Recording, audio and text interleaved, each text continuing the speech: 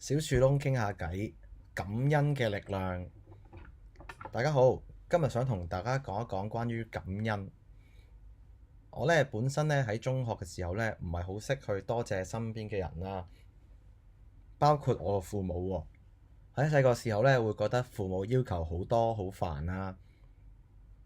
但係有一次喺學校嘅安排之下老師就要求我哋去寫返一啲關於日常感恩嘅事項，例如會唔會感謝身邊嘅父母啦、屋企人啦。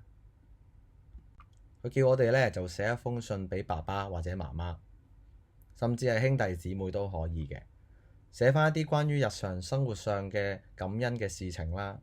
例如我哋要寫返一啲多謝媽媽每日去準備一個咁豐富嘅晚餐俾我哋啦。多謝爸爸每一日好努力咁出去工作賺錢，過程之中就要我哋去思考下每一日要感恩嘅人有幾多個啦，要感恩嘅事又有幾多喎。咁我一路寫嘅時候發現其實有好多嘢可以寫低落嚟俾爸爸或者媽媽噶喎。放學之後我哋就要攞返呢封信去送俾爸爸媽媽。當然啦，爸爸媽媽睇到呢封信嘅時候當然係笑得非常之咁開心啦。